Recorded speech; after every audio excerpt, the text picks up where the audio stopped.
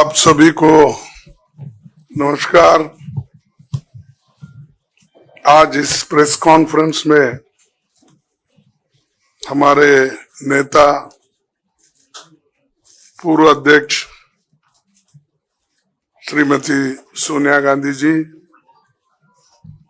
और हमारे पूर्व अध्यक्ष श्री राहुल गांधी जी और मंच पे बैठे हुए हमारे पार्टी के ट्रेजरर, सेक्रेटरीज और दूसरे साथियों, ये विशेष प्रेस कॉन्फ्रेंस है। मैं क्योंकि ये पहली बार हमारे नेता इस चंद इश्यू पे वो कहेंगे और राहुल जी भी अपनी बात आखिरी में रखेंगे। मैं एक आपका समय 7-8 मिनट लूंगा और बाकी डिटेल्स में कुछ कहना है उसको टेक्निकली हमारे ट्रेजरर आपसे संबोधित करेंगे। दोस्तों, ये तो 18वीं लोकसभा के आम चुनाव की घोषणा तो हो चुकी है। देश का हर एक नागरिक इसमें भाग लेने के लिए उत्सुक है। भारत पूरी दुनिया में अपने लोकतंत्र मूल्यों और आदर्शों के लिए जाना जाता है। किसी भी लोकतंत्र के लिए निष्पक्ष चुनाव अनिवार्य होता है, एसेंशियल होता है। साथ ही ये भी अवश्य होता है कि सभी राजनीतिक दल के लिए लेवल प्लेइंग ग्राउंड यानी समान लेवल प्लेइंग फील्ड हो, सभी के पास समान रूप से संसाधन हो। ये नहीं कि जो सत्ता में है उनका रिसोर्सेस पर मोनोपोली हो। ये नहीं कि उनका मीडिया पर एक अधिकार हो। ये नहीं कि सत्ताधारी दल का संवैधानिक तथा न्यायिक संस्था जैसे आईटी, ईडी, इलेक्शन कमीशन, इन अपने दूसरे ऑटोनमस बॉडीज पर प्रत्यक्ष अथवा परोक्ष नियंत्रण हो। दुर्भाग्य से जो पिछले दिनों में सुप्रीम कोर्ट के हस्तक्षेप के बाद जो इलेक्टोरल बॉन्ड, चुनावी चंदा बॉन्ड के बारे में जो तथ्य निकलकर सामने आए वो बहुत ही चिंताजनक है, शर्मनाक भी है, क्योंकि इससे हमारे देश के छवि को ठेस पहुंची है। हमारे देश ने पिछले 70 सालों में निष्पक्ष चुनाव और स्वस्थ लोकतंत्र की छवि बनाई थी। उस पर प्रश्न चिन्ह आज उठ गया है।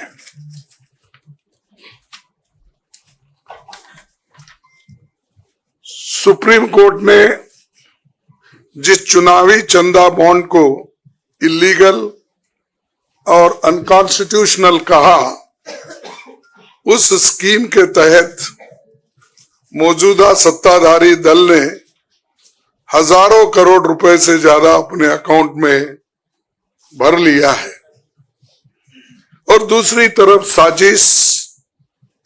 साजिशन मुख्य विपक्षी दल का बैंक अकाउंट फ्रीज कर दिया गया है ताकि हम पैसों के अभाव में बराबरी से चुनाव ना लड़े और ना लड़ पाए, ये सत्ताधारी दल द्वारा एक खतरनाक खेल है।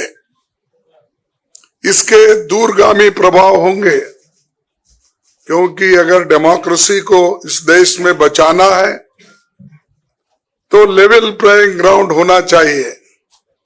ऐसा भी नहीं होना, चंद देशों में चुनाव हो रहे हैं, 99% वोट एक ही आदमी ले रहा है।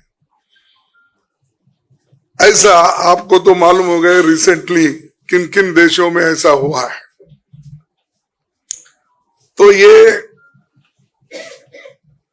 सत्ताधारी दल द्वारा एक खतरनाक खेल खेला गया है। इसके दूरगामी प्रभाव होंगे,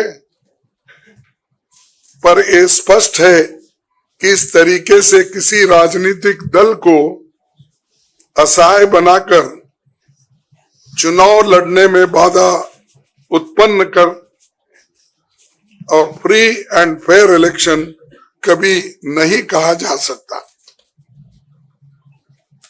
देश की जनता, एक आम नागरिक एक देख सकता है कि बीजेपी ने चुनावी चंदा बॉन्ड से 56% पैसे हासिल किए हैं, वही कांग्रेस को 11% ही मिले हैं।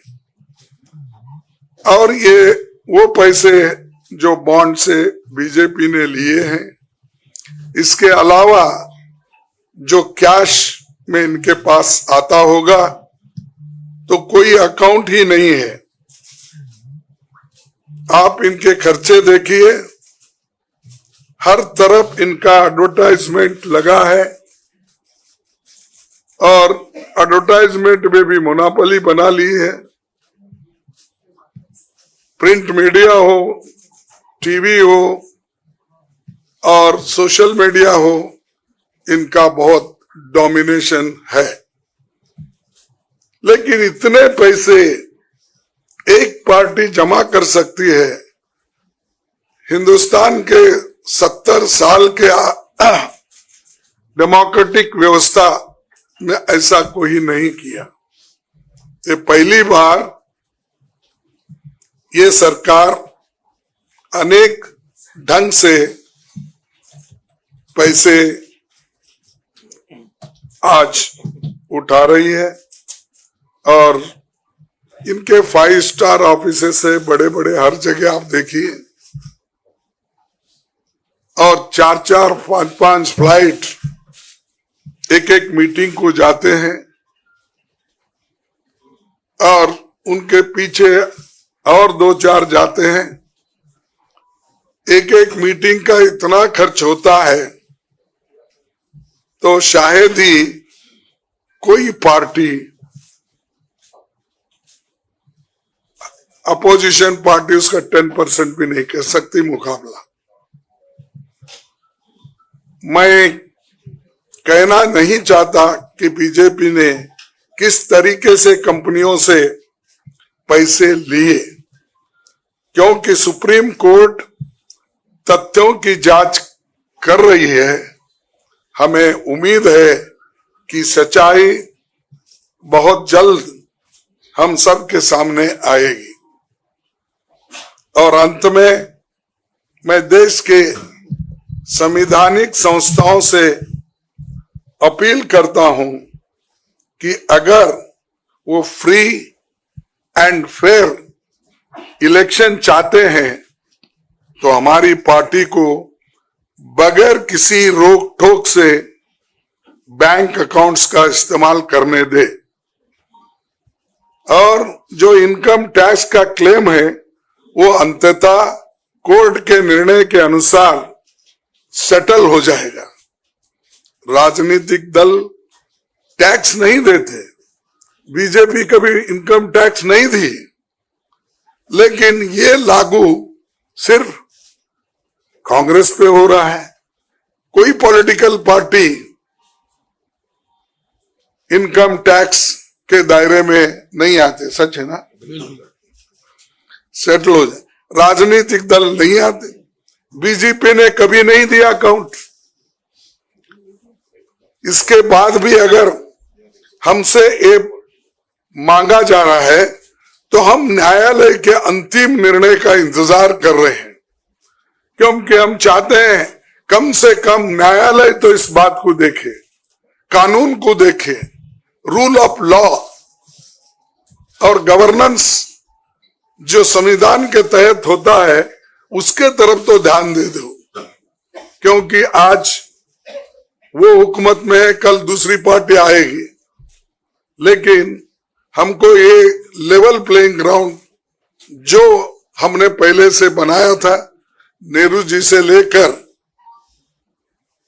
हम 89 और बाकी के लोग भी, जब इवन वाजपेयी थे उस वक्त भी ऐसा नहीं था। लेकिन यहाँ ये 18वीं लोकसभा का चुनाव जो हो रहा है, इसमें हम सब देख रहे हैं, ये कुचल रहे हैं, सप्रेस कर रहे हैं और हमको चुनाव लड़ने के स्थिति में वो नहीं छोड़ना चाहते हैं और पैसे को तंग तबाह करके वो एक तरफा इलेक्शन कर लेना चाहते हैं। लेकिन लोग भी होशियार है, इसको जानते हैं और लेवल प्लेइंग फील्ड बने रहने के लिए ये उनके जो बाधक है और जो हमारे अकाउंट्स फ्रीज किए हैं वो तत्काल उसका रिलीज होना चाहिए और हमको चुनाव में डेमोक्रेसी और संविधान को बचाने के लिए लेवल प्लेइंग ग्राउंड होना चाहिए। धन्यवाद। शुक्रिया कांग्रेस अध्यक्ष जी। मैं अभी हमारे कांग्रेस पार्टी के संसदीय दल के नेता श्रीमती सोनिया गांधी जी से गुजारिश करूंगा कि आपको संबोधित करें।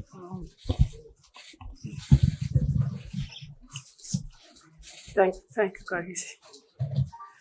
Well, the issue we are taking up today is extremely serious, as Congress President has just mentioned. This issue affects not just the Indian National Congress, it impacts our democracy itself most fundamentally.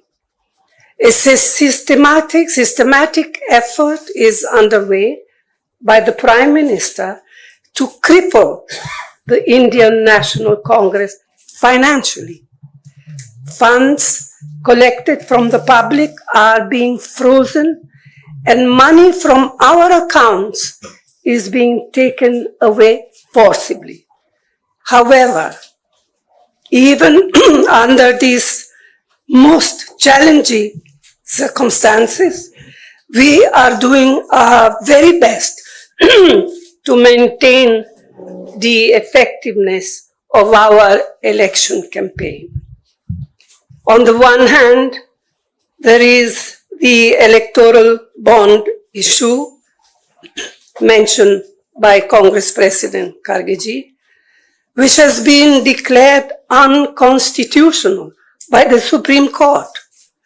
The electoral bonds have benefited, as everyone knows, the BJP hugely, massively. On the other hand, the finances of the principal opposition party, the Indian National Congress, are under a determined assault. This, we all believe, is unprecedented and undemocratic. Thank you. शुक्रिया सोनिया जी। मैं अभी हमारी AICC के कोषाध्यक्ष अजय माकन जी से गुजारिश करूंगा कि आपको थोड़ा विस्तार से जानकारी दें।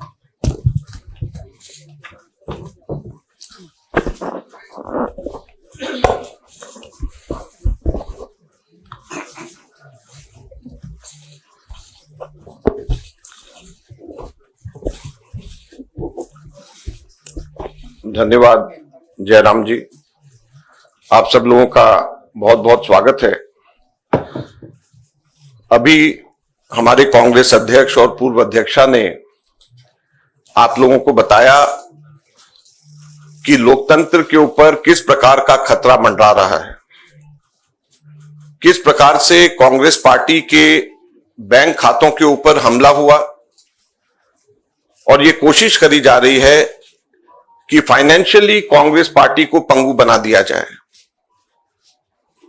ये केवल कांग्रेस पार्टी के खातों पे नरेंद्र मोदी सरकार का हमला नहीं है, बल्कि भारत के लोकतंत्र पे हमला है। अगर प्रमुख विपक्षी पार्टी वित्तीय तौर के ऊपर पूरी तरीके से पंगु हो जाए, कोई कार्य नहीं कर सके, पब्लिसिटी के ऊपर पैसा नहीं खर्च कर सके, कैंपेन के ऊपर पैसा नहीं खर्च कर सके, अपने कैंडिडेट्स को पैसे नहीं दे सके, तो फिर चुनाव किस बात का है? और चुनाव की घोषणा हो चुकी है। पिछले एक महीने से हमारे अपने बैंक अकाउंट्स में पड़े हुए 285 करोड़ रुपए का हम इस्तेमाल नहीं कर पा रहे हैं। हम लोगों को पब्लिसिटी के लिए अखबारों के अंदर स्लॉट्स बुक करने, हम लोगों को पब्लिसिटी के लिए इलेक्ट्रॉनिक मीडिया के अंदर स्लॉट्स बुक करने, हमको सोशल मीडिया के अंदर इस्तेमाल करना है, हमको पोस्टर छपवाने, हमको पैम्फलेट छपवाने। अगर हम लोग वो काम भी नहीं कर सकते तो किस प्रकार से लोकतंत्र जिंदा रहेगा और कैसा लोकतंत्र है ये? मैंने पिछले सप्ताह आप सब लोगों के सम्मुख मोतीलाल वोरा जी के समय 2017-18 के एक केस को लेकर के इनकम टैक्स डिपार्टमेंट ने 2017-18 के बेसिस के ऊपर 7 साल बाद में जाकर के हमारे बैंक के खाते अब जाकर के फ्रीज करे हैं, उसकी जानकारी दी। मैंने कहा कि ये 7 साल पुराने कैसे फ्रीज किए जा सकते हैं और टाइमिंग इसका कैसा है। लेकिन मुझे अभी बहुत दुख के साथ कहना पड़ रहा है कि पिछले हफ्ते ये नोटिस हम लोगों के पास में आया है, इसकी कॉपी आप सब लोगों को मिल गई है, आप सब लोगों के आ गई, आप जरा देखिए। ये सीताराम केसरी जी के जमाने का नोटिस हमें पिछले हफ्ते आया।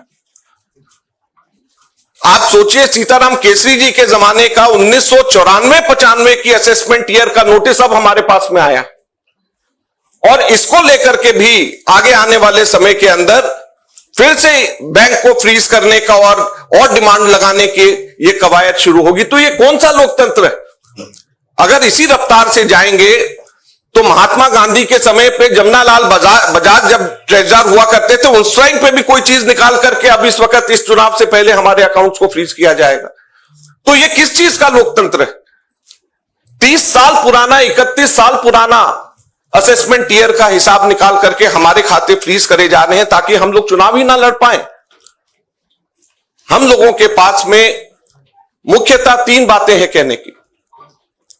हर पॉलिटिकल पार्टी इनकम टैक्स से एग्जेम्प्टेड होती है, कभी किसी ने भी पेनल्टी इस तरीके से नहीं दिया, तो कांग्रेस पार्टी को अकेले क्यों चुना जा रहा है?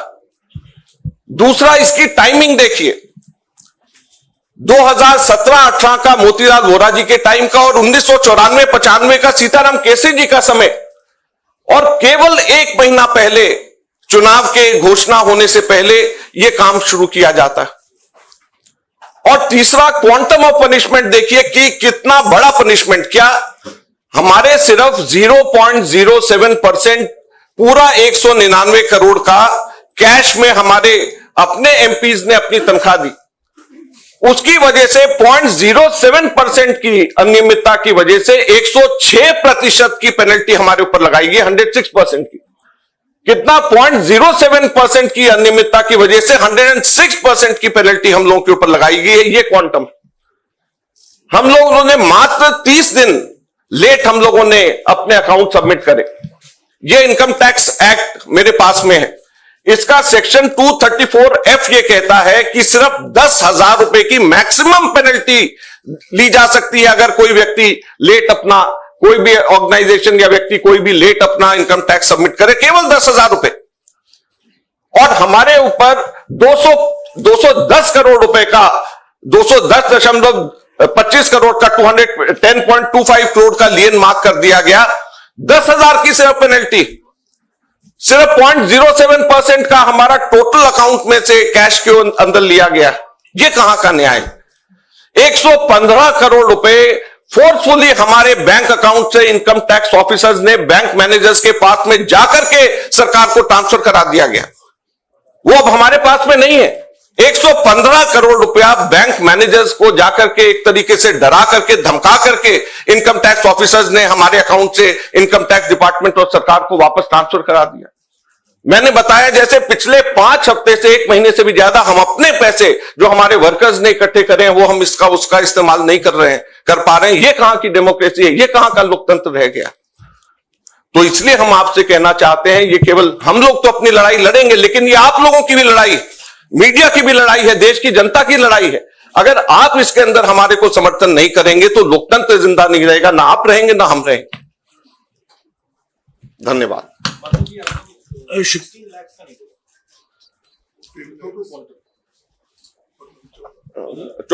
हमारा टोटल जो है 14,40,000 बनता है, जो 0.07% है।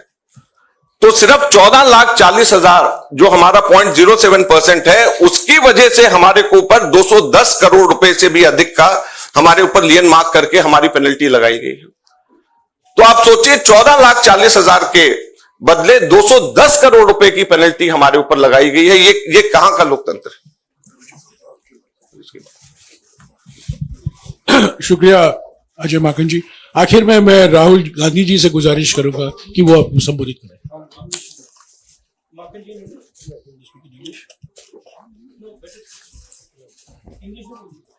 ये डिटेल्स आपको अंग्रेजी में अभी अजय माकन जी देंगे। Friends, there has been an assault on Indian democracy. Our accounts have been frozen since last more than 1 month. Since last around 5 weeks or so, we have been unable to utilize our own funds in the bank. You'll be surprised to know that a case, income tax case pertaining to 2017-18, which is 7 years back, on that basis, income tax has served us notice for 210 crores, 25 lakh rupees. That amount of lien was marked against the Congress party in all our accounts. And effectively, we are unable to utilize our 285 crore rupees, our own money which is lying in the bank. The most important thing is the timing and the exemptions which all the political parties enjoy. When all political parties enjoy income tax exemption, then why is it being slapped on the Congress party? Never it has happened in the past that the BJP had to pay any kind of penalty, any kind of income tax. Then why is it that the Congress party being singled out? The timing is such that 7 years old case, it seemed that the BJP was waiting for the elections to come, and just 1 month before the elections were to be announced, they froze our accounts. So imagine how can it be a level playing field? We don't have money to give to our candidates. We don't have money to publish our pamphlets. We don't have money to organize our public meetings. We don't have money to book advertisements in the social media or in the newspapers. So how are we going to fight the elections, or how is democracy still alive in the country where the principal opposition party is unable to spend even a single penny in the elections? And it is not only this, the government has not stopped only on this 2017-18 notice. We have been slapped with another notice last week, and it pertains to 1994-95 during Sitaram Kesri when he was the treasurer. So imagine we are being slapped with a notice, income tax notice, 30 years back, pertaining to account 30 years back, and just at the eve of election, so that we are unable, our accounts are crippled and we are unable to use our own money for the elections. So please, this is the time when it is not only fight for the Congress party, our own fight alone, it is, we have to all fight together to save democracy. The Income Tax Act, section 234F, allows maximum penalty of rupees 10,000 for late submission of income tax returns. Maximum penalty of 10,000 rupees. But on the contrary, Congress party has been slapped a penalty of 210 crore rupees against a violation of just 14,40,000 which we deposited in cash and 30 days delay. So the quantum of punishment is totally unmatched with a trivial small kind of mistake, you may say, or small kind of thing which has been done in 7 years back, which can easily be condoned. Thank you very much. शुक्रिया अजय बाबा। आखिर में अभी राहुल जी आपको संबोधित करेंगे।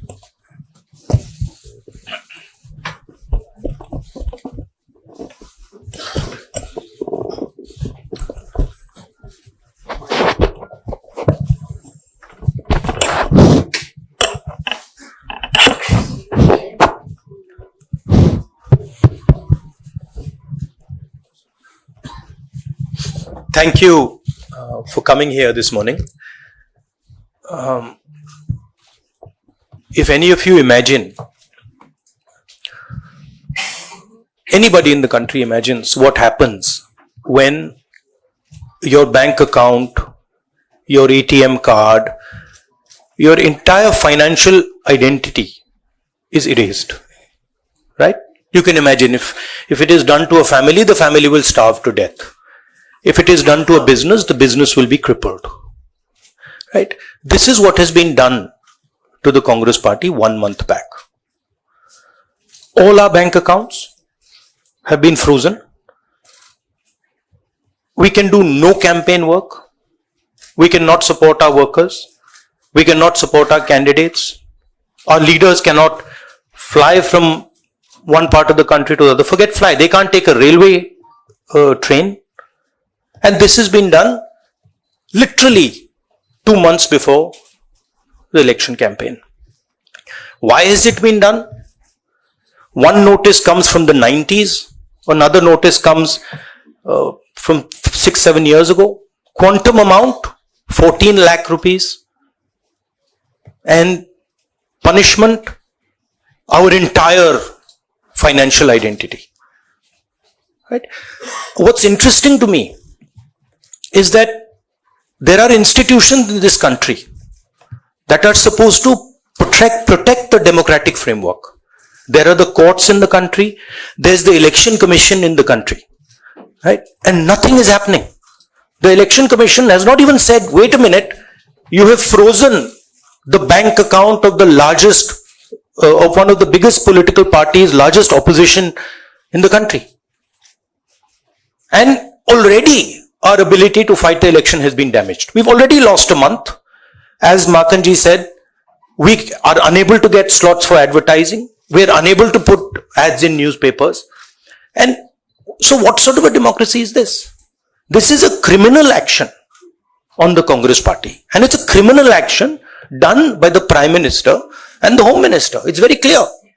This type of activity does not happen without them in today's India. And so the idea that India is a democracy, this is a lie. There's no democracy in India today. The idea that India is the world's largest democracy, it's a lie. It's a complete lie. 20% of India votes for us, and we are not able to pay 2 rupees for anything. Right? And it has been orchestrated to cripple us in the elections. Now, even if our bank accounts are unfrozen today, huge amount of damage has been done to Indian democracy. And no court is saying anything. No election commission is saying anything. No institution is saying anything. Media is not saying anything. It's ridiculous. And it's your duty, and I'm not just speaking to the media, it is the duty of all the institutions of this country, is the duty of the people of this country. You're being robbed of your most important asset. You're being robbed of your constitution, you're being robbed of your democratic structure, you've been robbed of the entire architecture, and everybody's just quiet. I can say it in Hindi. 1 महीने पहले Congress party के सारे bank account freeze कर दिए गए. आप सोचिए, आप किसी परिवार के बैंक अकाउंट फ्रीज करिए, किसी व्यक्ति के बैंक अकाउंट फ्रीज करिए, किसी बिजनेस के बैंक अकाउंट फ्रीज करिए, किसी भी संस्था के बैंक अकाउंट फ्रीज करिए, होता क्या है? एकदम खत्म हो जाता है. अगर आपने किसी परिवार का बैंक अकाउंट फ्रीज कर दिया, भूखे मर जाते हैं. वो कांग्रेस पार्टी के साथ किया जा रहा है. 1 महीने पहले यह हुआ, और किसी संस्था ने, हिंदुस्तान की संस्था ने, किसी कोर्ट ने, किसी इलेक्शन कमीशन ने चूं तक नहीं कहा. सब ड्रामा देख रहे हैं. 20% हिंदुस्तान के लोग कांग्रेस पार्टी को वोट देते हैं. हम 20% लोगों को रिप्रेजेंट करते हैं, और आज हम रेलवे टिकट नहीं खरीद सकते. आज हम अपने नेता को एक शहर से दूसरे शहर नहीं भेज सकते.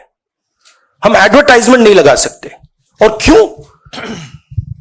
14 लाख रुपए 7 साल पहले 14 लाख रुपए का इशू है, और 200 करोड़ रुपए का फाइन. और सारे के सारे बैंक अकाउंट फ्रीज कर दिए। जब इनकम टैक्स, ये दिखाना मुझे जरा, सॉरी क्या 200 करोड़, जब इनकम टैक्स, साफ इनकम टैक्स की जो एक्ट है साफ कहता है कि ज्यादा से ज्यादा 10,000 रुपए का फाइन लगेगा। तो यह है हिंदुस्तान का लोकतंत्र। यह क्रिमिनल एक्शन है कांग्रेस पार्टी के खिलाफ और हिंदुस्तान के लोकतंत्र के खिलाफ, और यह क्रिमिनल एक्शन हिंदुस्तान के प्रधानमंत्री कर रहे हैं। मेरी विनती है कि जो हिंदुस्तान के इंस्टीट्यूशंस हैं, जो वो अपने आप को हिंदुस्तान के इंस्टीट्यूशंस मानते हैं, डेमोक्रेसी को प्रोटेक्ट करते हैं, लोकतंत्र को प्रोटेक्ट करते हैं, हिंदुस्तान के कोर्ट्स हो, हिंदुस्तान का इलेक्शन कमीशन हो, वो इसके बारे में कुछ करें। और यह कहना कि हिंदुस्तान दुनिया की सबसे बड़ी डेमोक्रेसी, झूठ है। यहां कोई डेमोक्रेसी नहीं है। बिगेस्ट ऑपोजिशन पार्टी का आपने बैंक अकाउंट बंद कर दिया और 1 महीने कोई कुछ नहीं बोल रहा है। केसरी जी के टाइम से नोटिस आया है, तो अजीब सी सिचुएशन है। सब लोग देख रहे हैं और हर संस्था मतलब का रोल है इसमें। कोर्ट्स का रोल है, इलेक्शन कमीशन का रोल है। धन्यवाद। शुक्रिया राहुल जी। साथियों, कांग्रेस अध्यक्ष जी, सोनिया जी, राहुल जी ने और दूसरी जरूरी बैठक से निकलकर यहां आए हैं आपको संबोधित करने के लिए। उनको उस बैठक में वापस लौट जाना है। आपके सवाल हमारे कोषाध्यक्ष विस्तार से जवाब देंगे। मैं कांग्रेस अध्यक्ष सोनिया जी और राहुल जी को शुक्रिया अदा करता हूं। शुक्रिया।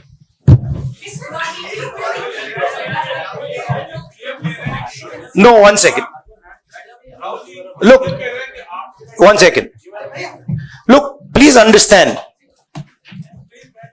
This is not freezing of the Congress party's bank accounts. This is the freezing of Indian democracy. That is what is happening here. Okay. So, we are unable, as the biggest opposition party, we are unable to take any action. There's no action we are able to take. We cannot send our leaders anywhere. We cannot book advertisements. We cannot do anything. What else is it if it's not an assault on democracy? Thank you.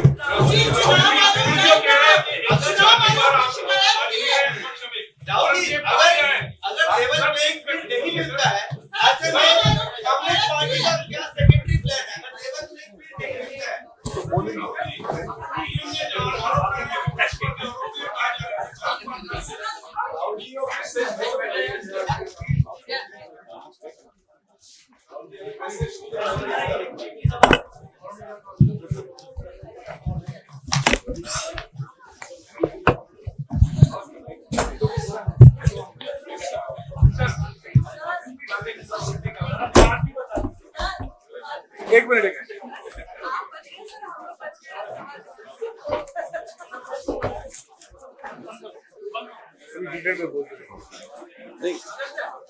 कोई question पूछना है? साथियों, अभी कोषाध्यक्ष जी आपको विस्तार से संबोधित करेंगे।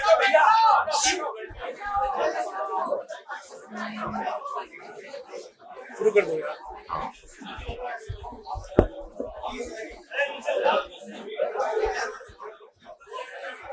आप लोग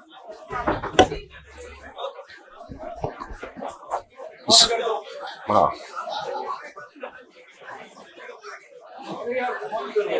सब लोग सेटल हो जाएं।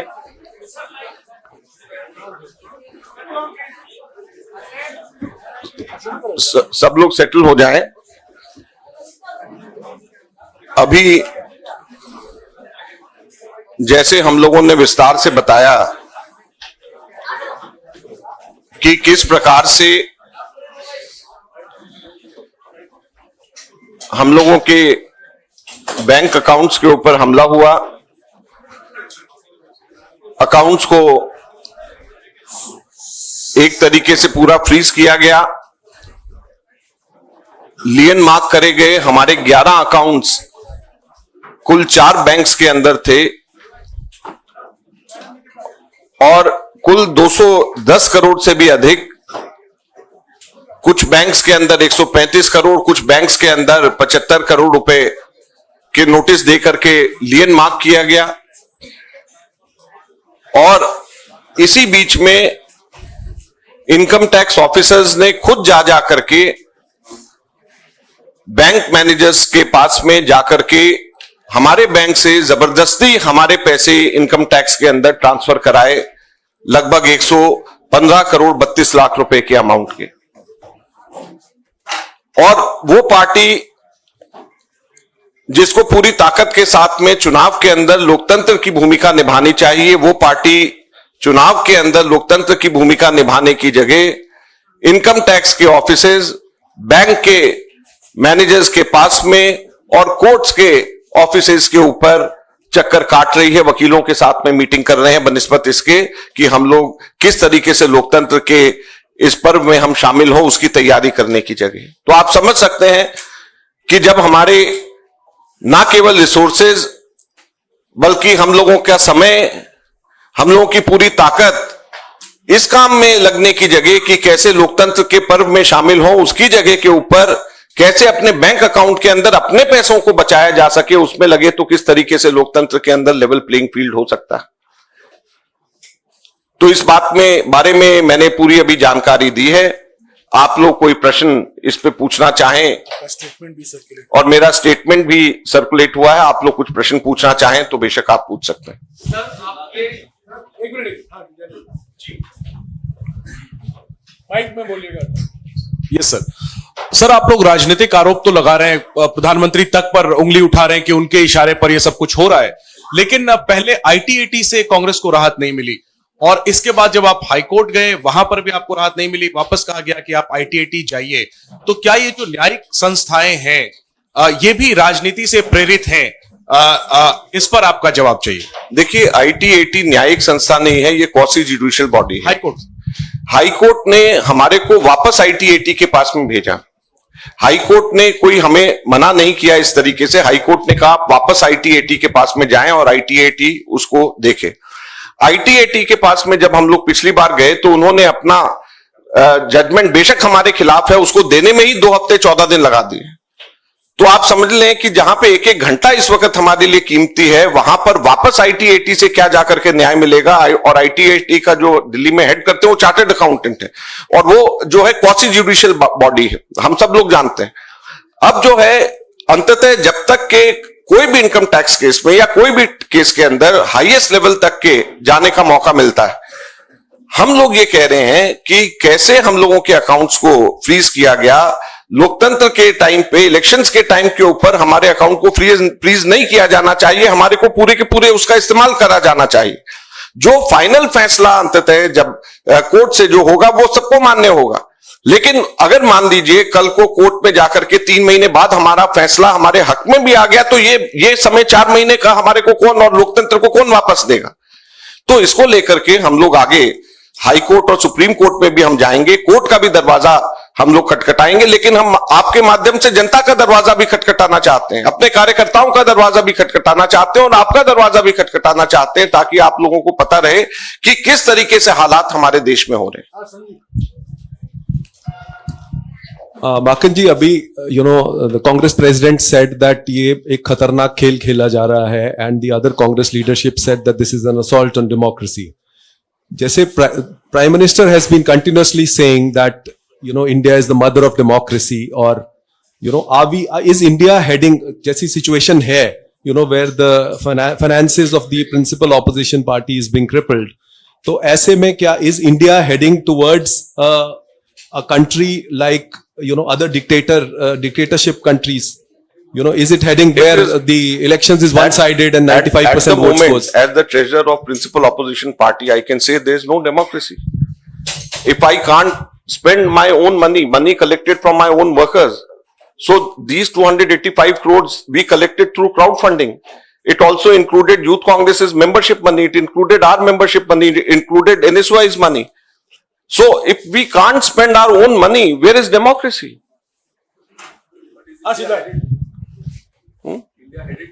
It is already there. Not why headed. It is already if the present situation is not a democratic situation where the principal opposition party doesn't know how to contest election, how to send money to its candidates. Madhav sir, आप लोग आप लोगों की ये एक आपने तकनीकी पहलू तो आप इनकम टैक्स का सब बता रहे हैं, लेकिन बात आज आप लोगों ने मंच से राजनीतिक करी है, राजनीतिक पहलू पे बात करी है।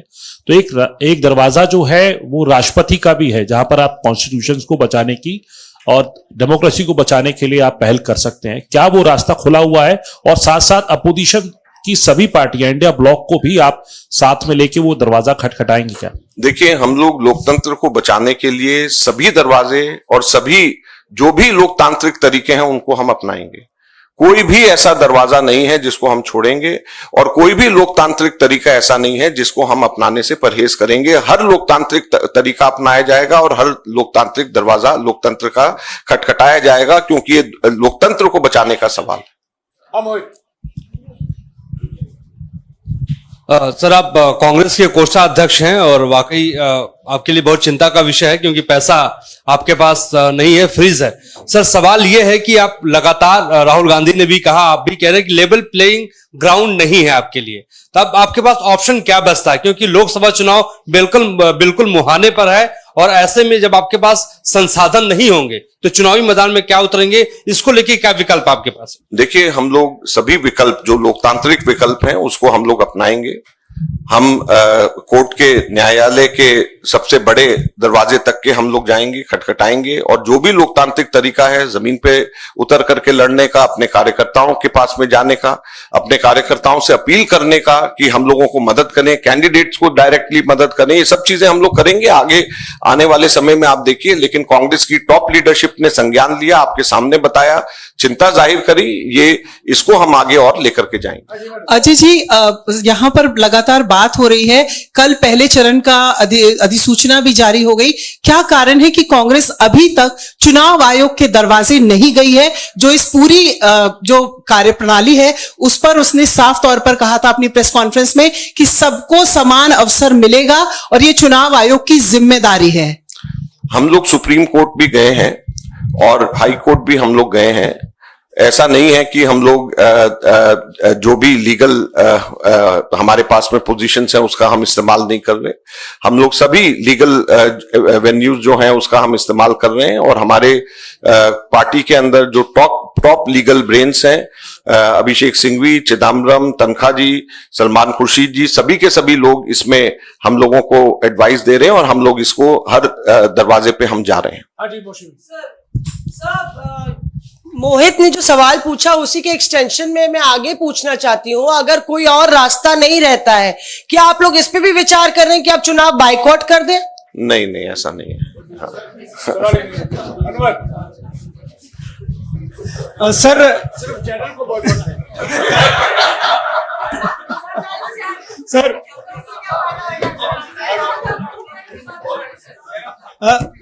सर आप टैक्स रिटर्न के मामले में कांग्रेस का अकाउंट फ्रीज हुआ है। आप लोग इलेक्टोरल बॉन्ड, जो चुनावी बॉन्ड है, उसको बहुत बड़ा घोटाला कह रहे हैं। तो आप क्या अपेक्षा करते हैं चुनाव आयोग से कि सत्तारूढ़ पार्टी के खिलाफ कोई इस तरह की कार्रवाई होनी चाहिए? देखिए, हमें इस बात की खुशी है कि सर्वोच्च न्यायालय ने इसका संज्ञान लेकर के स्टेट बैंक ऑफ इंडिया को फोर्स किया है कि वो इसके बारे में बोले, और सुप्रीम कोर्ट और इलेक्टोरल बॉन्ड के संदर्भ में हम लोगों ने भी कुछ कार्रवाई करी है। उसको हम अलग से प्रेस वार्ता के माध्यम से हम लोग आपको बताएंगे, और उसको भी, उसके ऊपर भी हम लोग कार्रवाई कर रहे हैं। और हम सबसे पहले सुप्रीम कोर्ट को बधाई भी देना चाहेंगे कि उन्होंने स्टेट बैंक ऑफ इंडिया को बाध्य किया कि वो सारी के सारी बात बताए, और आगे अब हम ये भी उम्मीद करते हैं कि स्टेट बैंक ऑफ इंडिया के माध्यम से या किसी भी तरीके से सुप्रीम कोर्ट ये बाध्य करे सबको कि किस कंपनी ने किस पॉलिटिकल पार्टी को पैसा कितना दिया है और कब दिया है, इस चीज की भी जानकारी सार्वजनिक हो। तो केवल ये जानकारी सफिशिएंट नहीं है, काफी नहीं है कि किस पॉलिटिकल पार्टी ने कितने बॉन्ड्स खरीदे और किस कंपनी ने कितने बॉन्ड्स खरीदे और किस पॉलिटिकल पार्टी ने कितने जमा कराए। ये मैच भी होना चाहिए कि किस कंपनी ने किस पॉलिटिकल पार्टी को और किस तारीख को दे। जब तक वो तथ्य सामने पूरा नहीं आएगा, जब तक इसमें सही मायने में सारी बातें साफ नहीं होंगी। अजय सर, एक न्यूज़ 18 के राइजिंग इंडिया में पीएम ने विपक्ष पर आरोप लगाया वो कहा है कि मुझे 104वीं बार गाली दी गई है, औरंगजेब कहा गया है। 2014 से पहले भ्रष्टाचार बड़ा मुद्दा था, आज भ्रष्टाचार पर एक्शन हो रहा है, इसलिए विपक्ष बौखलाया हुआ है। भ्रष्टाचार के ऊपर कौन सा एक्शन हुआ है? कोई भी एक्शन नहीं हुआ। भ्रष्टाचार के ऊपर जो एक्शन होना था वो 2014 से पहले ही हुआ है। जितने भी लोगों के ऊपर केसेस बने वो 2014 से पहले ही बने, 2014 के बाद तो कुछ नहीं हुआ है।